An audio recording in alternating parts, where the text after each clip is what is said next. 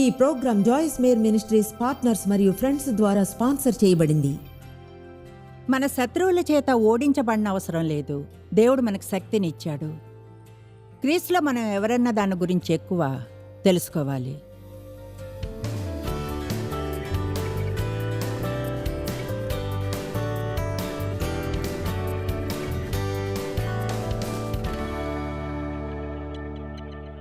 L Shaddai, సర్వోన్నతుడు, సర్వశక్తి సంపన్నుడు, శక్తివంతుడు.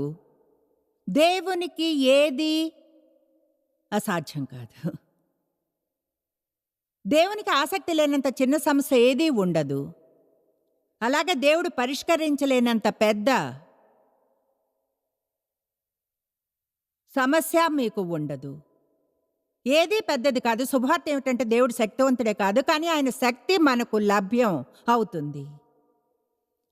నేను ఎన్నో ఏళ్ళు చర్చిలో కూర్చుని దేవుడు శక్తివంతుడని విన్నాను, కానీ ఎవరూ ఆయన ఆ శక్తి నాతో పంచుకుంటాడని చెప్పలేదు.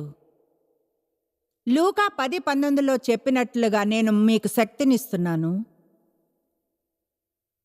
పాములను తేళ్లను త్రొక్కుటకును శత్రువు బలమంతటి మీదను మీకు అధికారము అనుగ్రహించి ఉన్నాను, ఏది మీకెంత మాత్రమును హాని చేయదు మీరు అనవచ్చు. ఒక్క నిమిషం ఆగండి, నాకు హాని కలిగించాయి. అయితే ఏది నిరంతరమైన నిత్య నాశనాన్ని కలిగించలేవు. ఒకవేళ మీ దృష్టిని దేవుడి మీద ఉంచితే ఒక మార్గంలో సాతాను మనకు వ్యతిరేకంగా రావచ్చు, అయితే మన ముందు నుంచి ఎన్నో మార్గాల్లో పారిపోతాడు.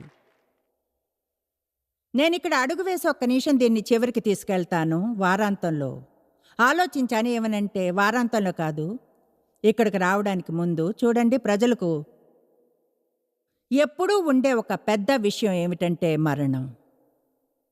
ఒకవేళ నేను చేయలేకపోతే తెలుసా నేనేమనుకున్నాను? ఏమనంటే మనం ఇంకొంచెం నిత్య జీవనం వైపు ఫోకస్ చేయాలి. చూడండి, మనం ఆరంభపు సంఘంలో భక్తులు నిత్య జీవనం గురించి మాట్లాడినట్టుగా మనం మాట్లాడుకోము. అంటే వాళ్ళు సింహాల గుహల్లోకి వెళ్ళేవారు, ఎందుకంటే వాళ్ళు బలంగా నమ్మేవాళ్ళు. వాళ్ళ జీవితం ముగించి వెళ్ళినప్పుడు వాళ్ళు దేవుని సన్నిధిలో ఉంటారని. అందువల్ల మరణం అనేది ఎవరికైనా జరిగే హీనమైంది కాదు. అవును, వీలైనంత కాలం జీవించాలని అనుకుంటాం. మరణం అనేది హీనమైంది కాదు. బైబిల్ చెప్తుంది జీవించడం అంటే క్రీస్తు, మరణం అంటే లాభము అని. నేనేమనుకుంటానో తెలుసా? మరణం గురించి ఎక్కువగా భయపడడం కంటే మనం భయపడాల్సింది అస్థిరంగా ఉండడం, ఇక్కడ మన టైం అయిపోయేంత వరకు స్థిరంగా ఉండలేకపోవడం గురించి. క్రీస్తులో మరణించాలని నిశ్చయించుకోవాలి, తర్వాత మనకు విజయం ఉందని. వేరే ఏం జరుగుతున్నా నాకు అనవసరం. ఎందుకంటే మనలో ఎవరైనా సరే ఒకవేళ 100 ఏళ్ళు జీవించినా నిత్య జీవనంతో పోలిస్తే అదేమీ కాదు. మనం చాలా కాలం జీవిస్తాం. యేసు అన్నాడు, మీకోసం చోటుని ఏర్పాటు చేయడానికి వెళ్తున్నానని. ఇప్పుడు ఆయన మీ గృహాన్ని నిర్మిస్తున్నాడు. ఆమేన్. కనుక నాకు అనిపిస్తుంది భవిష్యత్తులో నిత్య జీవనం గురించి బోధన వస్తుందని. బహుశా మనం ఇంకొంచెం ఎక్కువ మాట్లాడాలి. అంటే అంతగా పరలోకపు మైండెడ్గా ఉండాలని కాదు. భూమి మీద అంత ఏమీ బాగోము. ఇక్కడ ఇలా ఆలోచిస్తూ ఆగిపోవాలనుకోము, ఇది ఇంతే అని వదిలి వెళ్ళడానికి భయపడాలి. అంగీకరిస్తారా? కొన్నిసార్లు మనం ఎక్కువగా ఇక్కడ మనకున్న దానిలో ఎంతగానో మునిగిపోతామంటే, ఓ దేవా, దీన్ని నువ్వు సరి చేయాలి, ఇది కావాలి, నేను సహించలేనేమో, నువ్వు కానీ చేయకపోతే నాకు తెలియదు ఏమవుతుందో, నాకు దొరకకపోతే ఏమవుతుందో, నాకు విజయం అనేది లేదు, చూడు నేను కోరుకున్నది ఇవ్వలేదు. అందుకని అయితే నిజం ఏమిటంటే ఆయన ఇలా అన్నప్పుడు మీకు నిరంతరం హాని ఏది జరగదు. మీకేం చెప్తున్నాను అంటే మనకు విజయం ఉంది. మనం విజేతల కంటే ఎక్కువ. ఎందుకంటే మనం ఇక్కడి నుంచి వెళ్ళిపోయాక తర్వాత రాజ్యంలోనికి వెళ్ళినప్పుడు నిత్య జీవనం కొరకు అది అక్కడ ఉంటుంది.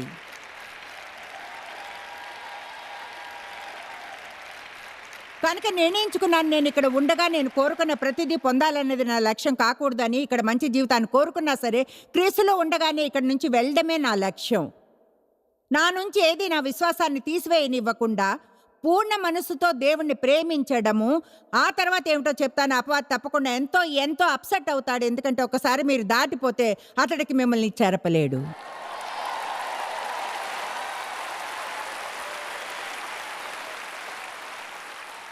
మనం శత్రువుల చేత ఓడించబడిన అవసరం లేదు.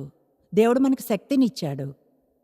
మనం క్రీస్తులో ఎవరన్న దాని గురించి ఇంకా ఎక్కువ తెలుసుకోవాలి. పౌలు ఎఫ్సి 1:17, 18, 19లో సంఘం కోసం ప్రార్థించన్నాడు. విశ్వసించమని యందు ఆయన చూపుతున్న తన శక్తి యొక్క అపరిమితమైన మహత్యం ఎట్టిదో తెలుసుకోవాలని ప్రార్థిస్తున్నాను. ఆయన నిరీక్షణ ఎట్టిదో, పరిశుద్ధుల్లో ఆయన స్వాస్థ్యం యొక్క మహిమైశ్వర్యం ఎట్టిదో తెలుసుకోవాలని. అంటే మీరు దేవుని తెలుసుకోవాలి. దేవుని తెలుసుకుని ఆయనలో మీరెవరో తెలుసుకోండి. మీ స్వాస్థ్యం ఏమిటో, మనం క్రీస్తుతో సహవారసులము. ఆయన పరిపూర్ణమైన విధేయత నిండిన జీవితం ద్వారా తండ్రి వద్ద నుంచి సంపాదించిన ప్రతిదీ మనకు డౌన్లోడ్గా వస్తుంది. మీరు బయటికి వెళ్ళి మీ కంప్యూటర్ కొరకు కొత్త సాఫ్ట్వేర్ను కొనుక్కున్నట్లే మనం దాన్ని విశ్వాసంతో డౌన్లోడ్ చేసుకుంటాం. మీ కంప్యూటర్కి ఏదో సాఫ్ట్వేర్ కొంటారు, దాన్ని విశ్వాసంతో అందులో ఉంచుతారు. బాయ్ అంతా జరిగిపోవాలని ఆశిస్తారు. చూడండి, దేవుడు క్రీస్తులో మన కోసం కొన్నిటిని డౌన్లోడ్ చేశాడు. మనం దాన్ని నమ్మాలంటాడు, అభినందించాలంటాడు, దానికై కృతజ్ఞతలు తెలపాలని, ఇక్కడ ఈ ప్రపంచంలో దాన్ని యూజ్ చేసుకోవాలని, ఆయన రాజ్యాన్ని ఎదిగేలా చేయడానికి.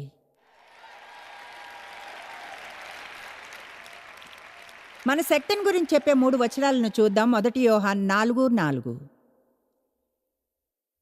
చిన్నపిల్లలారా, మీరు దేవుని సంబంధులు, మీరు ఆయనకు సొంతమైన వారు. మీలో ఉన్నవాడు లోకములో ఉన్నవాని కంటే గొప్పవాడు, బలమైనవాడు కనుక మీరు వారిని క్రీస్తు విరోధులను జయించి ఉన్నారు. అందరూ చెప్పండి, గొప్పవాడు నాలో నివసిస్తున్నాడు. కొలస్సా 2:15. ఆయన ప్రధానులను అధికారులను నిరాయుధులనుగా చేసి శిలువ చేత, యేసుక్రీస్తు శిలువ చేత జయోత్సవంతో వారిని పట్టి తెచ్చి బాహాటంగా వేడుకకు కనుపరిచెను. అంటే దేవుడు అపవాదిని నిరాయుధుని చేశాడు. ప్రధానుల వద్ద నుండి, అధికారుల వద్ద నుండి ఆయుధాలను తీసివేశాడు. అపవాది ఓడించబడ్డ శత్రువు. మనకు అబద్ధాలు చెప్తాడు, మనకంటే ఎక్కువ శక్తి అతనికి ఉందని. ఒకవేళ మనకు క్రీస్తులు ఎవరమో తెలియకుంటే చెప్పండి, క్రీస్తు నాలో నివసిస్తున్నాడు. ఇక చివరిగా 1 యోహాను 3:8. అపవాది మొదటి నుండి దైవికమైన నియమాన్ని కాదని పాపము చేయుచున్నాడు కనుక పాపము చేయువాడు అపవాది స్వభావాన్ని తీసుకునేవాడు అపవాది సంబంధి. అపవాది యొక్క క్రియలను లయపరచుటకే, తీసివేసి వాటిని నాశనం చేయడానికే దేవుని కుమారుడు ప్రత్యక్షమాయెను. ఈ ఉద్దేశం కొరకే దేవుని కుమారుడు ప్రత్యక్షమయ్యాడు, అపవాది యొక్క క్రియలను లయపరిచి మాయం చేసి నాశనం చేయడానికే. చెప్పండి, సాతాను ఓడించబడ్డ శత్రువు. ఇప్పుడు మీకు తెలుసు మనం మనలో బలహీనులమని. కాకుంటే ఉండడం మంచిది. ఎందుకంటే తమలో తాము బలంగా ఉండేవారు దేవుని నుంచి సహాయాన్ని పొందలేరు. నేను ఈరోజు ఇక్కడ నిల్చుని చెప్పగలను ఏమనంటే, నేను బలంగా ఉన్నాను అని, ఇప్పుడు ఎంతో ధైర్యంగా ఫీల్ అవుతున్నాను అని. ఎందుకంటే అది దేవుని బలం, దేవుని శక్తి. ఎందుకంటే నాకు ఆయనలో నాకున్నది తప్ప నా దగ్గర ఏం లేదు. ముందుగా మనలో మనం బలహీనంగా ఉండనంత వరకు ఆయనలో ఎన్నడూ బలంగా ఉండలేం. 2 కొరింథీ 3:5 అపోస్తలుడైన పౌలుకి బాగా తెలుసు. దేని గురించి మాట్లాడుతున్నాను అది నిజమని అన్నాడు. మా వలన ఏదైనా అయినట్లుగా ఆలోచించుటకు మా అంతట మేమే సమర్థులమని కాదు, నైపుణ్యం కలిగి కావలసినంత సామర్థ్యం ఉందని కాదు. మా సామర్థ్యము, మా శక్తి, మా తృప్తి అన్నీ దేవుని వలననే కలిగి ఉన్నది. అంటే పౌలు అంటున్నాడు, నేను ఇది చేయగలిగే ఒకే ఒక మార్గం, క్లిష్టమైన వివాహంలో మీరుండగలిగే ఒకే ఒక మార్గం. ఎందుకంటే దేవుడు మీకు చెప్పాడని నమ్మినందునే మీరు అలా చేయగలిగితే బహుశా ఒక సాక్ష్యంగా ఉండగలరు. ఎవరి జీవితంలోనైనా మార్పు తెచ్చే శక్తిలా. మాకు పెళ్ళైన మొదటి కొన్ని ఏళ్ళు దేవుడు నన్ను సహించి నాతో ఉండి షరతులు లేకుండా నన్ను ప్రేమించడానికి ఒకే ఒక మార్గం. అది ఆయన గొప్ప సామర్థ్యం కాదు, అది ఆయనలో ఉన్న దేవుని శక్తి వల్లనే. మీరు కొంతమంది చిన్నపిల్లలను హ్యాండిల్ చేస్తూ ఈనాడు మనం ఉన్న సమాజంలో జీవించడానికి ఒకే ఒక మార్గం, బహుశా సింగిల్ పేరెంట్గా ఉండి అన్నీ స్వయంగా చేసుకోవడానికి ట్రై చేస్తేనే మీకు ఆ సామర్థ్యం ఉండదు. మీరు ఇలా అన్నప్పుడు అది నిజమే, ఇది చేయలేను. మీరు అన్నది పూర్తిగా నిజం, ఇది చేయలేను, ఇది నాకు చాలా ఎక్కువ. అయితే మీరు ఆ మాట తర్వాత వెంటనే అనాలి, అయితే దేవుడు నాతో ఉన్నాడు, నా ద్వారా ఆయన అది చేయగలడు.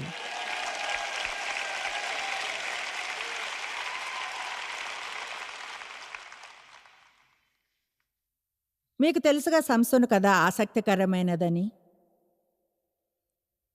సంసోను ఒక నజరేయుడు. అతడు నజరేయుడని ప్రకటించుకున్నాడు. దేవుడు అతన్ని అతి బలవంతుడిగా చేశాడు. అయితే దేవునితో అతని సన్నిహిత సంబంధమే అతన్ని బలంగా ఉంచగలిగింది. ప్రజలు ఈనాడు ఎక్కువగా డిస్కనెక్ట్ అయిపోతారు. తమ బ్యాటరీలు అయిపోయేంత వరకు ఉంచి తర్వాత ఆశ్చర్యపోతారు జీవితంలో ఏమీ ఎందుకు జరగదా అని. మీకు విషయం చెప్తాను, మీరు పవర్ సోర్స్కి ప్లగ్ అయి ఉండాలి. ఎంతకాలంగా మీ ప్లగ్ని తీసేసి ఉంచారు? తిరిగి మళ్ళీ ప్లగ్ చేసే సమయం వచ్చింది. చూసుకోండి ప్లగ్ అయి ఉన్నారన్నది. సరే, సంసోన్ ఇన్వాల్వ్ అయ్యాడు. ఒక స్త్రీ చేత శోధించబడ్డాడు. ఆమెతో ఇన్వాల్వ్ అయ్యాడు. అయితే ఆమె ఉద్దేశం మాత్రం అతన్ని మోసం చేయడమే. ఆరంభం నుంచే మంచిగా ఉండలేదు. ఆమె ప్లాన్ అంతా అతని బలంలోని రహస్యం ఏమిటో తెలుసుకోవాలన్నదే. మీకు తెలుసా, మన బలం యొక్క రహస్యం దేవుడే. అలాగే సంసోను బలం రహస్యం దేవుడే. అయితే దేవుడు అతనికి చెప్పాడు, ఎంతకాలం అతను తన జుట్టుని పెరగనిస్తాడో కత్తిరించకుండా అతను బలంగా ఉంటాడని. అది ఒకలా దేవునికి అతనికి మధ్య ఉన్న ఓ చిన్న విషయం. తెలుసా, దేవుడు మిమ్మల్ని చేయమని చెప్పినవి కొన్ని ఉన్నాయని అనిపించవచ్చు. మీరుగా వాటిని చేస్తే అప్పుడు విషయాలు గొప్పగా పనిచేస్తాయి. ప్రతిదీ మన జీవితంలోని ప్రతి ఆశీర్వాదం కృపతోనే వస్తుంది. దాని అర్థం ఎన్నడూ మిమ్మల్ని ఏమి చేయమండని కాదు. దేవుడు దేనికి మిమ్మల్ని బాధ్యులుగా ఉంచడని కాదు. నిజానికి నాకు తెలిసిన వాటిల్లో ఒకటి, నా పరిచర్య ఆరంభం నుంచి దేవుడు దీని గురించి డీల్ చేశాడు. ఇంటి వద్ద నా భర్తతో పోట్లాడి ఈ పుల్పిట్ మీదకి ఎక్కకూడదు, ఎక్కి శక్తిని ఆశించకూడదు. నేను అది చేయలేను. కనుక ఒకవేళ కొంతకాలం విజయం పొందినా ఇప్పుడు ఆలోచించడం ఆరంభించాను, అయినా పర్వాలేదని. సరే చూడండి, బహుశా చెడు మూడ్లో లేచి కఠినంగా ఉండవచ్చు. లేదా బహుశా డేవ్ ఆయన చెడు మూడ్లో లేవడాన్ని ఊహించలేను. అయితే ఊరికి అనుకుందాం డేవ్కి నాకు మధ్య ఉదయం ఘోరమైన వివాదం జరిగింది అని. నేనేమో పాయింట్ ఏమిటంటే, ఆ తప్ప ఎవరిదైనా సరే మ్యాటర్ కాదు. అది తప్ప ఎవరన్నది కాదు మ్యాటర్ అయ్యే విషయం ఏమిటంటే ముందుగా ఎవరు సమాధాన పడతారన్నదే. దాని గురించి మీరంతా పట్టించుకోలేదు అవునా? వావ్, అనుకున్న దానికంటే కొంచెం ఎక్కువ వర్క్ చేయాలి. అంటే ఊరికే అనుకుందాం అదంతా డేవి తప్పే అని. మళ్ళీ అనుకుందాం ఆయన చెడు మూడ్లో లేచారని, అది ఆయన తప్పు. ఓకే, అలా ఏం లేదు. ఎంత అందమైన ఉదయం ఈరోజు. అంటే ఆయన నా ఫీలింగ్స్ని ఎంతగానో గాయపరిచారు. ఇప్పుడు నా కోపం, అప్సెట్ అయ్యాను, కోపం వచ్చింది, ఎంతగా అరవాలో అరిచేదాన్ని. ఎప్పుడు చూడు ఒక్కదాన్ని పనంతా చేయాలి, న్యా. సరే, అప్పుడు నా మనసులో ఈ ఆలోచనలన్నీ ఉన్నాయి. అయితే నేను నా చర్చి ముఖాన్ని తెచ్చుకుని అదంతా మింగేసి ఎలా ఉంటానంటే, చూడండి, ప్రైజ్ ద లార్డ్ అందరికీ. ఎంత అద్భుతమైన రోజు. థ్యాంక్ యూ జీసస్, హల్లెలూయా. అయితే ఏమిటో తెలుసా, నేను అదే సందేశాన్ని బోధించగలను, అయితే చెప్పగలను దాని మీద బలమైన అభిషేకం ఉండదు అని. అది మీ మనసులోనికి చొచ్చుకు వెళ్ళదు. అది ఏం చేయగలదో అది మాత్రం చేయదు. ముందు నుంచే నాకు తెలుసు నాకు ఒకటి ఉందని, అదే దేవుడు ఉన్నాడని. ఒకవేళ ఆయన కానీ కనిపించుకుంటే సమస్యలో పడతానని. నేనేమీ వాయిద్యం వాయించలేను, పాడను. నేను చూడండి, అది ఇదే నేను చేసేది, ఇదే మాట్లాడతాను నేను.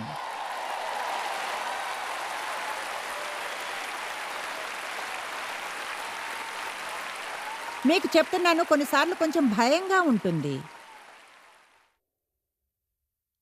అందుకని అది దేవునితో నా పర్సనల్ నిబంధన. ఏమనంటే, నేను పుల్పిట్ మీదకు ఆయన వాక్యాన్ని చెప్పడానికి కోపంతో రానని, పగాద్వేషంతో లేదా మనసులో క్షమాపణ లేమితో రాను అని.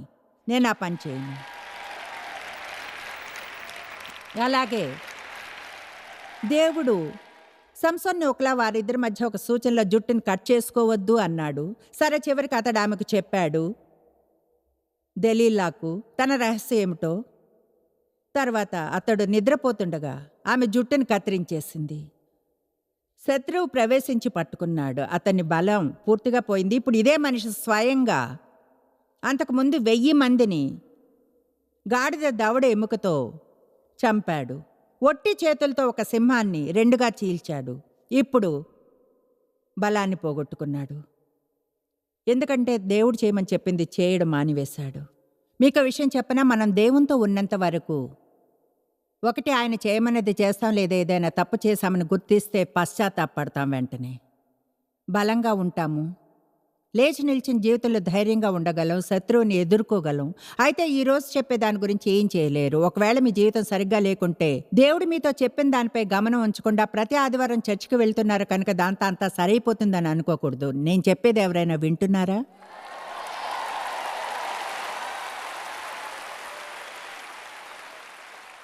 దేవుని యొక్క శక్తిలో విశ్వాసం ఉండాలి. దేవుని శక్తి మీకు దొరుకుతుంది.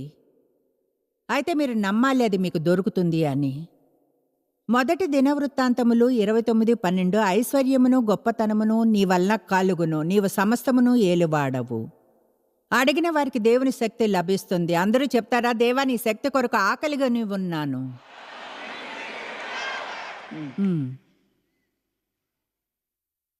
థ్యాంక్ యూ దేవా నీ శక్తి కొరకు. నేను చెప్పినట్లు దేవుని శక్తిని గురించి ఎన్నో ప్రసంగాలు విన్నాను. నా దాని గురించి వినలేదు. మీకు క్రీస్తు ద్వారా పాపాన్ని ఎదిరించడానికి శక్తి ఉందని నమ్ముతాను.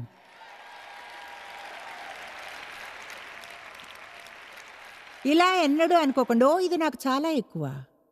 మనకు శోధనను ఎదుర్కొనే శక్తి ఉందని నమ్ముతున్నాను. అపవాదాన్ని ఎదుర్కోవడానికి నేను నమ్ముతున్నాను.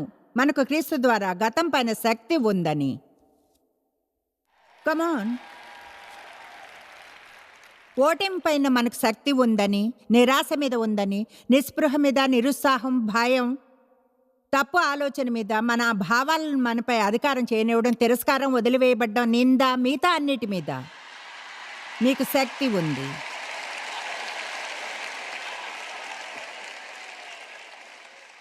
ఇప్పుడు ఒక అద్భుతమైన పేరు వద్దకొచ్చాం.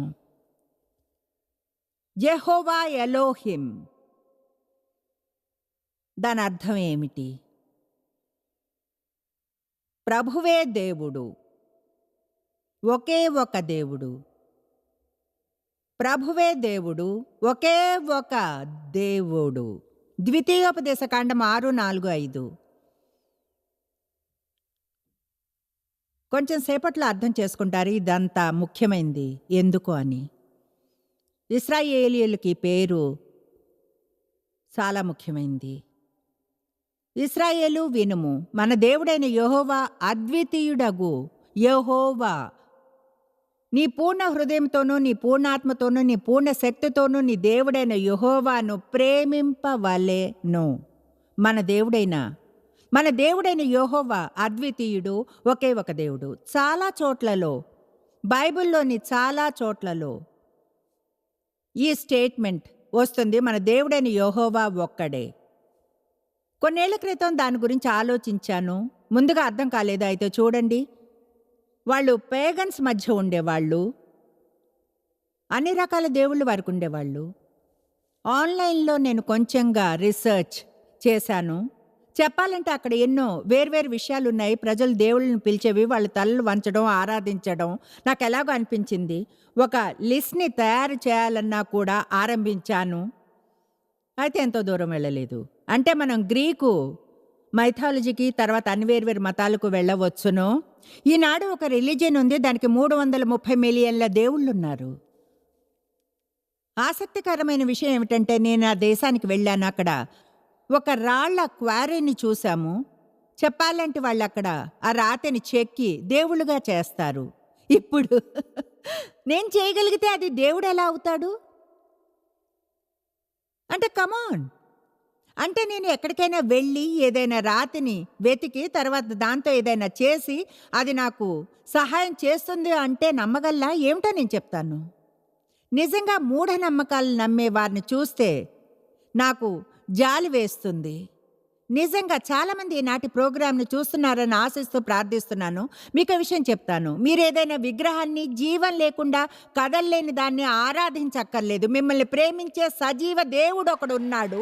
ఆయన వచ్చి మీ లోపల నివసించి అద్భుతమైన జీవితాన్ని జీవించడానికి శక్తినిస్తాడు. మన దేవుడైన యెహోవా ఒక్కడే దేవుడు, ఒకే ఒక నిజమైన దేవుడు. ఆయన మనం పూర్ణ మనసుతో ప్రేమించాలి, పూర్ణాత్మతో, పూర్ణ శక్తితో, పూర్ణ బలంతో. ఎందుకంటే మన స్తుతికి ఆయన అర్హుడు. దేవుడు చేసిన వాటన్నిటిని ప్రజలు ఆరాధిస్తారు. సూర్యుడిని, చంద్రుణ్ణి, ప్రకృతిని ఆరాధిస్తారు. అలాంటప్పుడు దేవుని ఆరాధించాలని ఎందుకు అనుకోరు? ఒక విషయం ఏమిటంటే ప్రజలు దేన్నైనా చూడాలి, దేన్నైనా ముట్టుకోవాలి. చూడని దాన్ని నమ్మడం అంటే కష్టంగా ఉంటుంది. అయితే చెప్పేది వినండి, మనకు ఆత్మికమైన కళ్ళున్నాయి. నేను ఈరోజు ఇక్కడ నిల్చుని చెప్పగలను, మనం దేవుణ్ణి చూస్తామని.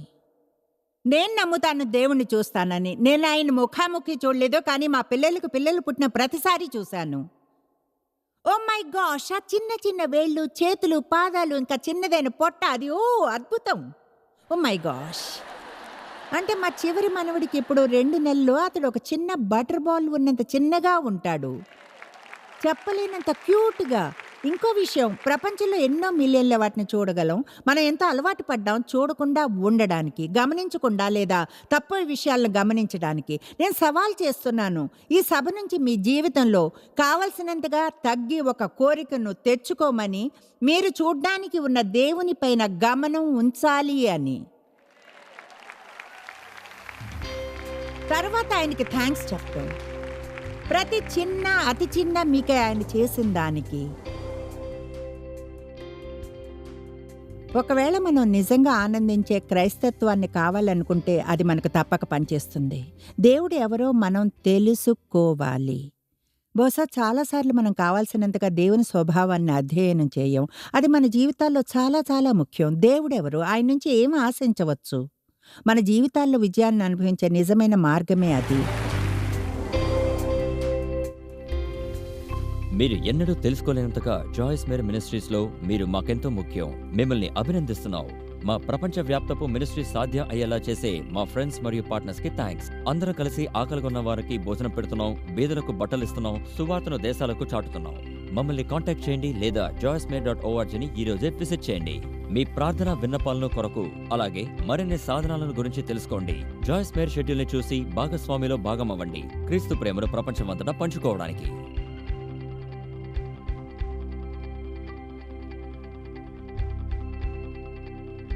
ఈ program Joyce Meyer ministries partners మరియు ఫ్రెండ్స్ ద్వారా స్పాన్సర్ చేయబడింది.